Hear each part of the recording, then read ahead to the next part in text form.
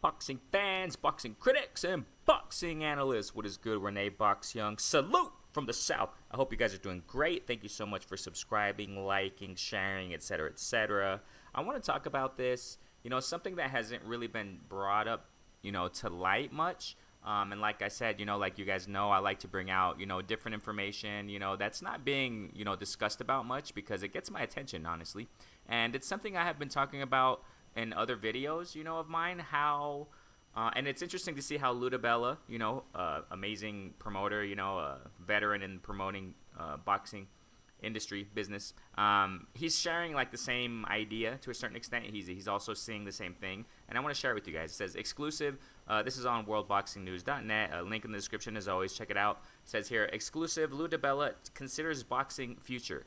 Opens up a changing sport. This is interesting, guys. So let's check it out. Okay, so he was interviewed. And it says here, continue his extensive and exclusive interview with World Boxing News. Luda Bella spoke about his future in boxing and what the sport has to do in order to overtake some of the biggest sports in the United States. So let's get to it. Him quoting, okay? It says, "quote I like to keep it clean." Okay, so I'm just gonna kind of change it a little bit here. All right. Just bear with me there. I worked my behind off. I'm not sure how much longer I want to continue working my behind off in boxing, but I have worked my behind off for 30 years. I was a young man when I got into boxing. I don't feel like I'm a young man anymore. He exclusively told World Boxing News, "Hey, I smell a retirement soon, maybe, right?" So he talks about how the sport of boxing is healthier in the UK, even though I just posted another video up earlier today as a quick clip, okay, talking about, showing the article of UK pay-per-view numbers in boxing events dwindling, going down. So here, even though, Luda Bella claims that the sport's very healthy in the UK, which I agree, but it seems like pay-per-view numbers are going down, though. And it says, he continues, "I don't think it's quite as healthy in the States, despite all the money." So, I want to highlight something here that Dana White, he talks about Dana White, okay, and UFC. So I want to point this out real quick, okay? So, and it's something I have been saying in some videos recently I've been pushing, okay? It says, not only does boxing have to compete with football, basketball, and baseball, it also has to deal with the rapid rise, pay attention guys, of MMA, Dana White's UFC in particular. Something I've been saying, guys, recently. And, a lot of people aren't voicing it, which is fine, no problem. But I see things differently, what I'm saying? And I'm seeing a trend. I'm seeing a trend in the sense that, and that's why, I don't know when it was. I don't really pay attention to time much. But, yeah, I know it's kind of weird, right? But recently I posted a video on Bare Knuckle Fighting Championship, the sport, okay, on how it looks like it's on the rise, guys. And people are going to that because it's action. It's more action. They are in a squared circle, if I'm not mistaken. That's what it's called, the ring, the squared circle. They knuckle up, you know what I mean? And it's more action because it's a smaller area. If they have footwork, there's not much, ring to cover. And you're kind of forced to go at it, you know what I mean? You're kind of forced to box. You're forced to get in there and face your opponent. And there's more action in that. Same thing with MMA, you know what I'm saying? You guys know very well that, in UFC, in particular, it's that sport is action-packed, man, and Dana White is doing an amazing job in that, and it looks like a lot of people maybe, or not maybe, I don't know what the word would be, gravitating to the sport of UFC. Look, guys, Bare Knuckle Fighting Championship, it's a young sport, okay? It looks like I'm going back and forth, but I'm kind of connecting the two with UFC and Bare Knuckle Fighting Championship because BKFC, because BKFC, you guys, it's a young sport, and a lot of people just go to YouTube and look at the views they have on the fights that they have there, that they have on YouTube. Lots of people are watching it, man, and it's a young sport. You know what I'm saying? And the thing here is that we're seeing boxing. It looks like. I think it's strong. In my personal opinion, I think boxing is great. It's my favorite sport, and I'm not going to abandon it. And it's interesting that Luda Bella, he says that, boxing is eternal everywhere. He says, I think boxing is eternal everywhere. I think it's eternal in the UK. And I think it's eternal in the US. That, I agree. I think it's not going to go away, you know what I'm saying? But the thing is that it seems that people are kind of, gravitating to those other sports that I mentioned a moment ago, UFC, bare knuckle fighting championship, also because the thing here is that we see in those sports, you know what I mean? We see in those sports that the best fight the best, and I've been saying it and I'll keep saying it. We don't see that in boxing much anymore.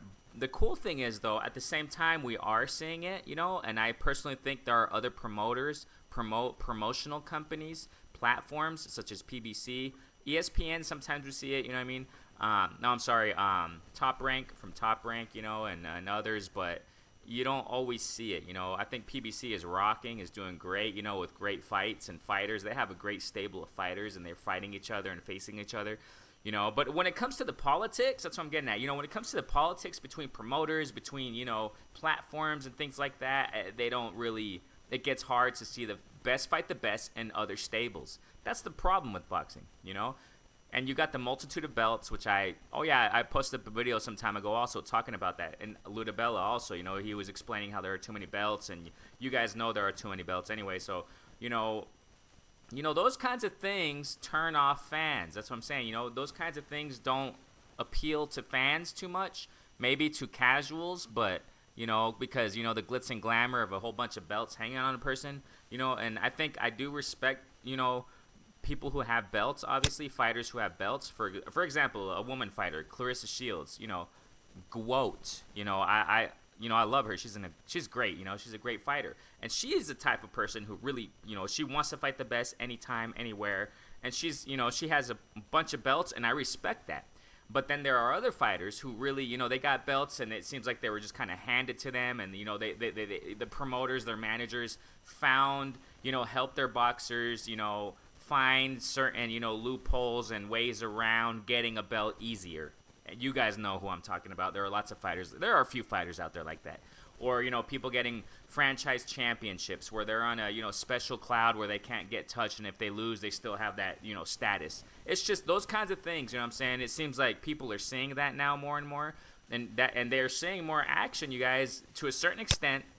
I can't speak in a total sense, right? But to a certain extent, they see more action in UFC. They see more action in bare knuckle fighting championship because they're the best have to fight the best. You know what I'm saying? And there's not a whole bunch of, there aren't sanctioning bodies and they're producing belts and then, making belts out of thin air, to give credit to someone who doesn't deserve it and to give him some kind of, mandatory position out of nowhere.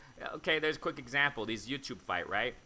I just posted that video up with pay-per-view, UK pay-per-view numbers dwindling. A quick example is this whole YouTube fight. These two YouTubers, man, with all due respect, keep grinding, doing what they're doing. That's great. They took advantage of an opportunity. But, dude, to go pro out of nowhere, it's like, dude, that's totally uncalled for, I think. As a boxing fan, you know what I'm saying? And people see through that, and that didn't do big numbers. I don't focus too much on numbers and stuff, you guys, but you can kind of tell, it's kind of obvious when these things happen. And, that whole YouTube thing and YouTube fighters, first pro fight, and they tried to make it a big thing, and but people see through that, and real combat sports fans, they want to see the best fight the best, and there's a lot of them out there, but probably not many. But I mean, you don't know. Yeah, like I said, I don't really deal with too much numbers, but you do see the trends. You do see the gravitational trend. You know what I'm saying, with these sports, these combat sports. So, Lou Dibella seeing it, he's talking about it. You know what I'm saying, and it is what it is, man. So I want to hear from you guys. Comment below.